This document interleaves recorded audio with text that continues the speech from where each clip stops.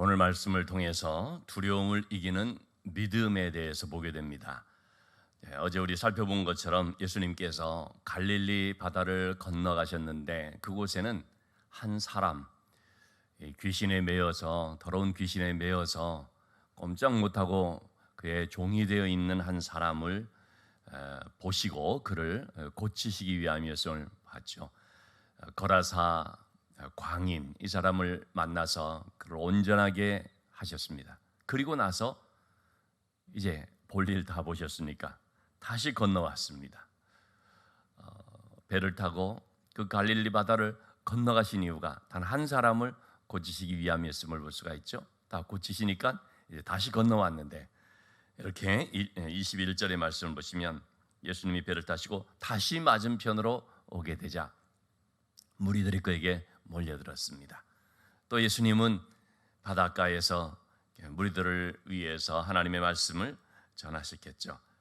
그런데 그 중에 한 사람, 22절의 말씀, 야이로라고 하는 사람이 와서 예수님 발 앞에 엎드립니다. 야이로는 회당장이었습니다. 여러분, 회당장은 당시에 그 지역의 유지거든요. 회당의 전체의 모든 것들을 맡아 사는 사람인데 당시 회당장이 한 3명 정도 있었다고 합니다. 한 사람은 말씀을 가르치는 데 전념하는 사람, 또 한 사람은 행정적인 이 회당장의 업무, 회당의 모든 업무를 보는 사람, 뭐 그런 식으로 이제 한 2-3명이 맡아서 회당을 꾸려가는 것인데, 어쨌든 회당장 그러면 그 지역에 아주 지체가 높은 사람이 되는 것이고 또 존경받는 사람이고 영적인 영향력을 가진 사람이라고 할 수가 있지요.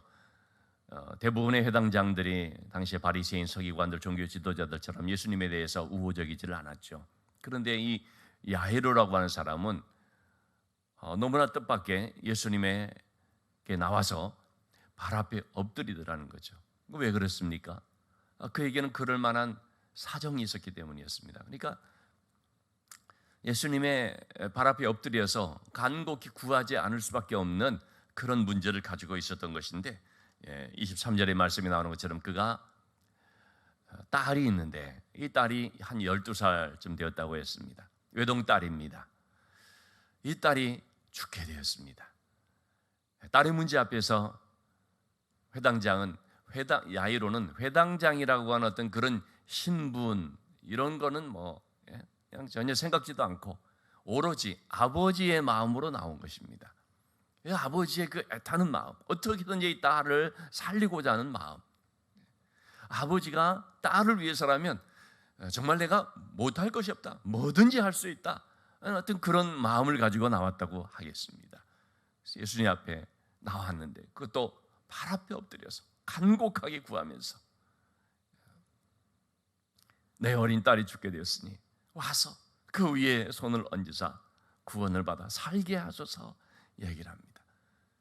이런 회당장의 모습을 보면 그가 주님께 나온 것은 무엇 때문에 나온 것임을 볼 수 있습니까? 적어도 그에게 믿음이 있어서 나왔다는 것을 알 수가 있지요. 회당장인 야이로가 얼마나 믿음을 가졌는지는 우리가 정확히 알 수는 없지만 어쨌든 그래도 딸이 죽어가니까 이 딸을 살릴 수 있는 분은 예수님밖에 없다는 것을 알고 그래서 예수님을 찾아온 것은 어쨌든 우리가 알 수가 있죠.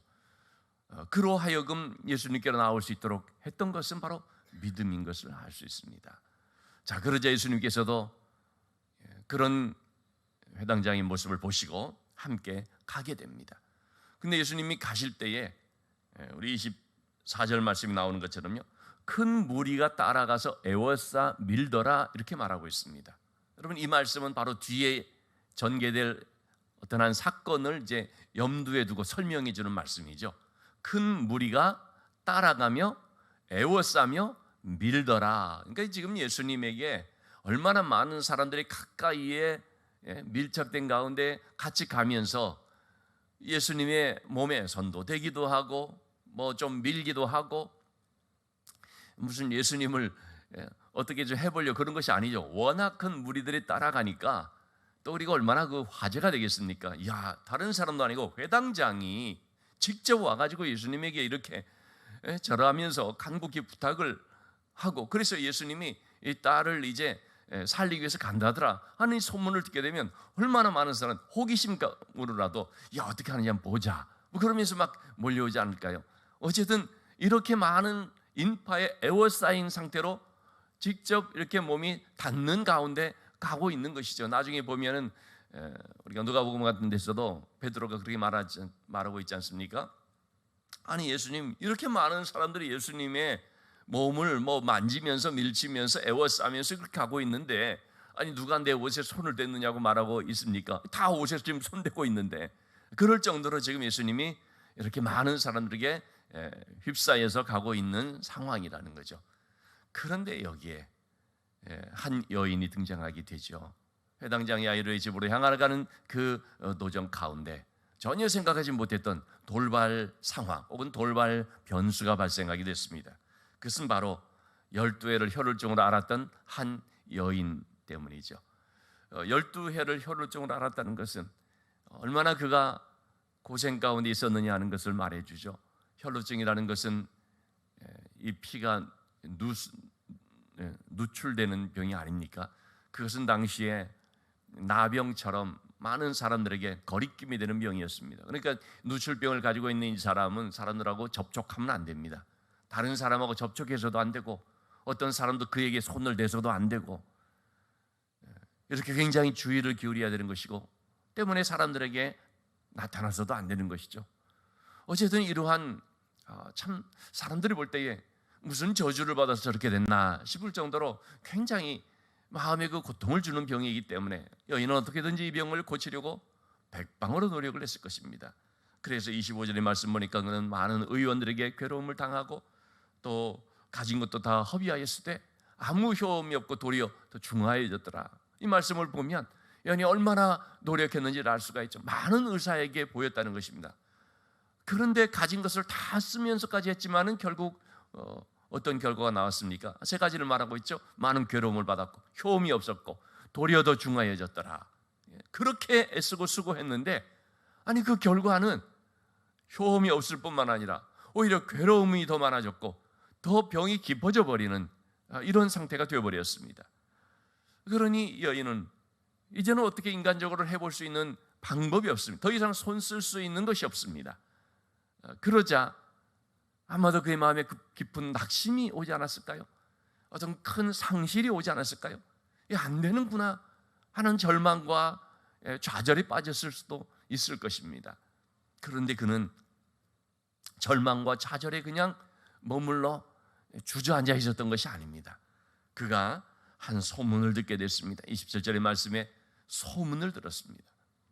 그에게 예수님에 대한 소식을 전해준 어떤 사람을 통해 소문을 들은 거죠. 근데 이 소문이 여인에겐 단순한 소문, 풍문, 유언비어, 사람들이 만들어낸 얘기 그렇게 들린 것이 아닙니다.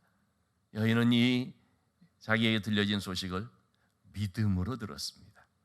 믿음의 소식으로 들었습니다. 내가 예수님에게 나가기만 하면 예수님이 나를 고쳐주실 수 있다. 내가 예수님을 만나기만 하면 예수님이 나를 온전하게 하실 수 있다. 그래서 그는 소문만 듣고 예수님께로 나오게 됐습니다. 나와보니 어떻습니까? 너무나 많은 인파에 둘러싸이는 예수님을 볼 수가 있었죠.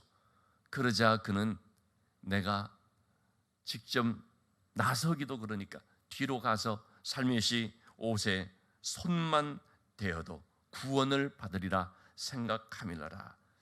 자, 28절의 말씀, 예수의 소문을 듣고 무리 가운데 끼어들어서 손을 댔는데 왜 그렇게 예수님에게 손을 대었느냐?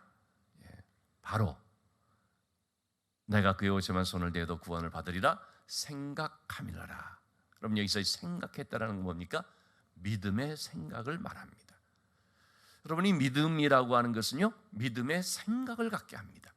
우리로 하여금 믿음은 먼저 믿음의 생각을 갖게 합니다. 그래서 여인은 예수님의 옷에만 내가 손을 대어도 구원을 받겠다, 이렇게 생각을 했던 것입니다. 근데 여러분, 참 많은 사람들이 보면은요, 생각은 해요.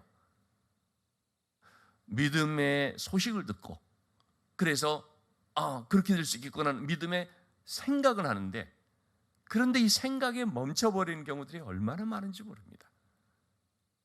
믿음의 생각은 반드시 믿음의 행동으로 나타나야 됩니다. 생각은 생각에 머물러 버리면 그거는 그냥 항상 내 안에 그냥 갇혀 있는 것 같죠. 이게요, 출산이 돼야 되는데, 이 믿음이라는 것도 하나의, 우리가 임신을 해서, 그러니까 잉태를 해서, 그래서 출산하는 것처럼요, 이게 출산이 돼야 되는데요, 믿음이라는 것은 즉 열매로 나타나야 되는데, 이 믿음이라는 것이 열매로 나타나기 위해서는 어떻게 해야 되느냐? 생각에 머무르면 안 되고 순종이 돼야 됩니다. 그래서 믿음을 가리켜 순종이다라고 하는 것입니다. 믿음의 생각을 갖고 있으면 그거 어떻게 합니까? 행동으로 나타날 때, 즉 순종으로 나타날 때, 그럴 때 저 사람의 믿음이 저거구나, 저 사람의 믿음의 정도가 저 정도로구나, 저 사람의 믿음의 크기가 저렇구나, 그 사람이 어떻게 행동하느냐, 즉 그 사람이 어떤 순종을 하느냐를 보면은요, 그 사람의 믿음의 크기를 알 수가 있습니다. 그래서 순종의 크기는 믿음의 크기다, 혹은 믿음의 크기는 순종의 크기다라는 말을 하는 것입니다. 여인은 믿음의 생각으로 머무르지 않고요, 그 생각이 행동으로 표출이 됐습니다. 나타났습니다. 그래서 그는 집안에서 계속 생각만 하는 것이 아니죠. 나가자, 만나자, 손을 대자. 그래서 나와 예수님의 옷에 손을 대었던 것입니다. 이러한 여인의 믿음이 믿음의 생각으로부터 믿음의 행동으로 딱 나타나게 되자 결과가 뭐였습니까? 주님의 능력이 임하였습니다. 먼저 29절을 보시면, 이에 그의 혈로 그느니 곧 마름에 병이 나은 줄을 몸에 깨달으니라. 여인이 손을 대자, 이에, 여러분, 믿음의 행동, 믿음의 순종이 나타나면요, 이에 하나님의 반응이 있게 되어 있습니다. 반드시 하나님의 응답이 되어 있겠습니다. 믿으면은 반드시 하나님이 역사하시는 그런 능력이 나타나게 되어 있습니다. 이해라는 것이 나오게 되어 있습니다. 여인의 몸에 바로 그런 병 고쳐짐에 대한 깨달음이 있게 된 것이죠. 나았구나, 내가 지금 나았구나라는 것을 알게 되죠. 왜 나았습니까? 30절에 나오는 것처럼 능력이 자기에 임한 것입니다. 예수님의 능력이 예수님에게서 나온 것이죠. 능력이 그에게 나타나게 되죠. 여러분, 예수님의 능력은 무한대입니다. 예수님은 전지전능하신 능력의 하나님이시죠. 예수님에게는 온전한 능력이 있습니다. 그런데 그 예수님의 능력이 나의 능력되려면, 예수님의 그 능력이 나에게 임하려면, 그 능력이 오는 통로, 능력이 오는 파이프, 이게 뭡니까? 이게 바로 믿음이라는 것입니다. 물론 이것을 기도라고도 말할 수 있지만, 그러나 기도한다고 되는 것이 아닙니다. 반드시 믿음의 기도를 해야 오는 거죠. 그래서 우리 교회에서 와서 간증한 적이 있지만, 세계 복싱 챔피언 출신인 홍수환 씨, 사전 오기의 주인공 홍수환 장로님이죠. 그는 그렇게 말합니다. 기도만 해서는 안 됩니다. 기도만 해서는 되는 게 아니라 믿고 기도해야 됩니다 라고 말하면서, 왜냐하면 자기도 권투 선수로서 세계 챔피언으로 그런 많은 그 시합을 할 때마다 때리는, 상대방의 펀치로서 상대방을 이제 때리는데 그냥 때리는 게 아니라 믿고 때린다는 거예요.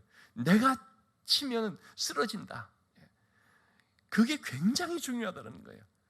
그 자신의 그 믿음, 내가 이렇게 하면 반드시 이 사람 쓰러진다. 그러지 않고 하게 되면은요, 그게 자기만 지치고, 근데 믿고 딱 하면은, 그러면 정말 상대방이 그렇게 영향을 받더라는 거죠.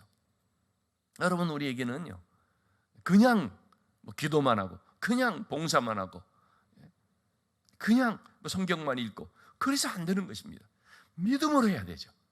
기도를 해도 믿고 기도해야 되고, 말씀을 봐도 믿음으로 말씀을 봐야 되고, 봉사를 하고 주를 위한 섬김을 할 때도 믿음으로 하는 것입니다.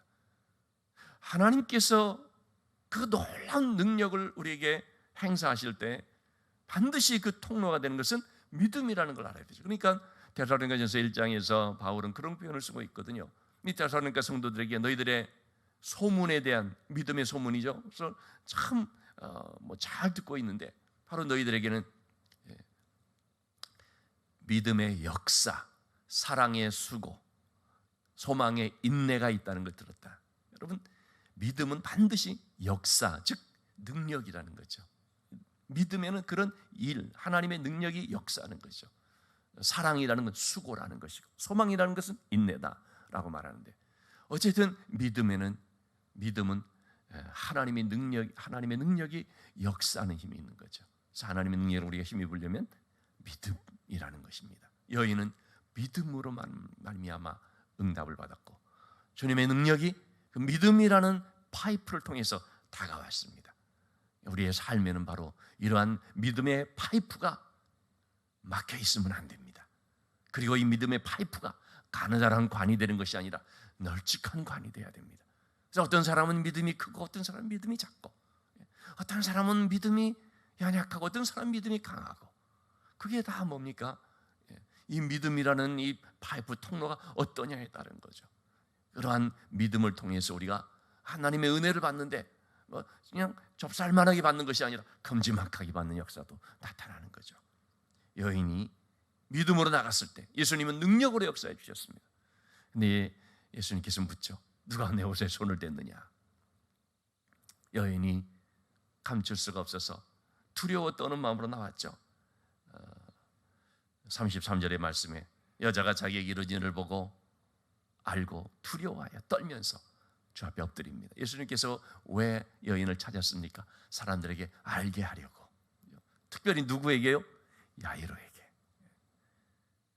지금 너무나 두려워 떨 수 있는 이 회당장 야이로에게 이것이 바로 믿음의 역사다라는 것을 보여주기 위해서 이 여인을 이렇게 사람들 앞에 소개를 하는 거죠. 누가 내 옷에 손을 댔느냐?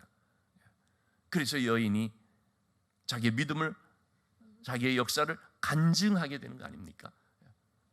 내가 손을 대었습니다라고 보여지게 하는 거 아닙니까? 이 여인은 예수님의 그 말씀에 깜짝 놀라서 자기는 몰래 했는데, 아무도 모를 줄 생각했는데 예수님은 이미 다 알고 있다는 사실, 얼마나 놀랍습니까? 그래서 두려워 떨며 엎드리죠. 오늘 본문에는 두 가지의 두려움이 나옵니다. 첫째는 하나님의 역사를 경험하고 경외의 힘으로 두려워 떠는 그 두려워 떨미 있습니다. 여인에게 바로 그 두려워 떠는 것이 있습니다. 하나님의 역사가 너무나 놀라워서 그 두려워 떠는 거죠. 근데 두 번째로 나오는 두려워하는 것이 있습니다. 여인이 예수님에게 옷자락에 손을 대서 낳는 사이에 그만 이 아이로의 딸은 어떻게 됐습니까? 죽고 말았습니다. 좀 지체하는 사이에 그만 이 딸이 죽고 말았습니다. 그래서 회당장 야이로의 집에서 온 사람들이 이제 말하게 되는 거죠. 그 전에 먼저 한번 살펴볼 것 34절의 말씀입니다. 예수님께서 믿음에 대한 말씀을 하시는데, 따라 너의 믿음이 너를 구원하였다. 여러분, 믿음을 통하여서 어떤 은혜가 있는 것을 말해주고 있습니까? 믿음을 통하여서 첫째로 구원의 은혜가 있습니다. 믿음에는 반드시 구원의 은혜가 있습니다. 그것이 가장 큰 선물입니다. 이것이 가장 먼저 있어야 됩니다. 믿음은 구원을 가져옵니다. 그리고 또 뭘 가져옵니까? 평안을 가져옵니다. 먼저 평안을 가져옵니다. 세 번째는 뭡니까? 응답을 가져옵니다. 너의 병에서 너의 건강할지다. 이것은 모든 병이 낫는다는 뜻이 아닙니다. 응답을 받았다라는 것입니다. 하나님의 뜻이라면 응답이 될 수 있는 거죠. 그래서 믿음은 구원을 가져오고 평안을 가져오고 응답을 가져온다는 사실을 우리가 기억해야 되겠습니다. 자, 이렇게 해서 지금 여인과 예수님이 대화하는 사이에 회당장 야이로의 집에서 온 사람들이 말합니다. 35절의 말씀, 사람들이 와서 회당장에게 말하죠. 여러분, 이때 온 사람들은 어떤 사람들입니까? 믿음의 사람들입니까? 불신의 사람들입니까? 불신의 사람들이죠. 불신의 사람들은 우리에게 불신을 심어줍니다. 왜 우리가 믿음의 사람들을 접하고 믿음의 사람들과 함께 해야 된다고 하느냐? 바로 믿음의 사람을 통하여 우리가 믿음의 영향을 받기 때문입니다. 믿음의 사람을 통하여 믿음의 생각을 갖게 되고 믿음의 도전을 받게 되는 것이죠. 그러나 불신의 사람들과 같이 있게 되면요, 믿음을 가졌던 사람마저도 불신의 영향을 받아버립니다. 불신의 늪에 빠져버릴 수 있습니다.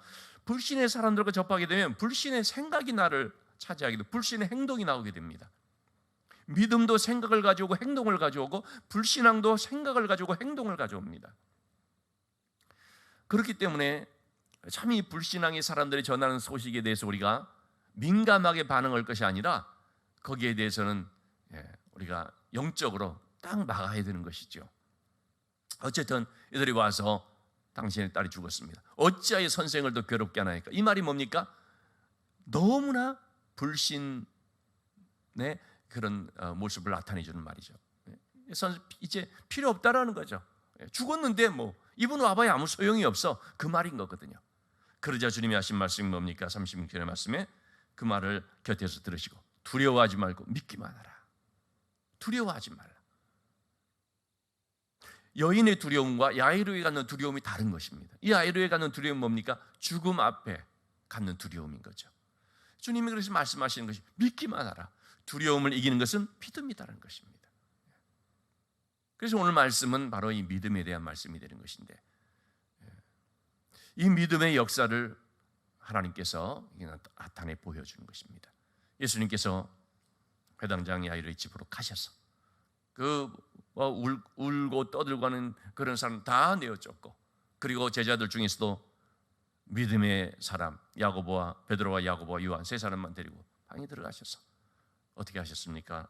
이 아이의 손을 잡고 이르시되 달리다굼 하시니 소녀야 일어나라. 일어나라. 잠자는 아이를 깨우듯이 일어나라. 이것이 바로 예수님의 능력이지요.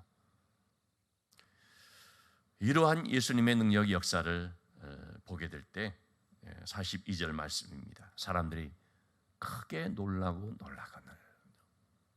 이 아이가 일어나 걷게 되자 놀랄 수밖에 없는 것입니다. 자, 오늘 말씀을 통해서 여러분 우리가 두려움과 믿음의 관계를 다시 한번 생각해 보게 됩니다. 우리가 살아가는 세상에 얼마나 많은 두려운 소식들이 있는지, 두려움의 일들을 만나게 되는지. 그런데 이 두려움들은 어디까지나 여러분 믿음 앞에서 그냥 눈 녹듯이 사라져버리는 아무것도 아니라는 사실을 우리가 알아야 됩니다. 굉장히 큰 산처럼 보이고 나를 압도할 것처럼 보이는 문제라고 느껴지는데, 그러나 이 두려움은 믿음 앞에서는 아무것도 아니라는 거죠. 믿음 앞에서는 큰 산아 내가 스룹바벨 앞에서 무엇이냐, 내가 평지가 되리라 말하는 것처럼, 여러분 믿음의 사람 앞에서는, 믿음으로 생각하고 믿음으로 행동하며 믿음으로 나가는 사람 앞에서는 큰 산과 같은 두려움의 문제는 평지가 되어버리는, 아무것도 아닌 것이 되어버리는 놀라운 이런 비밀이 담겨 있다는 걸 우리가 깨닫고, 여러분 오늘도 우리의 삶에 우리를 두렵게 하는 여러 일들이 있다 할지라도 믿음으로 나갈 수 있기를 원합니다.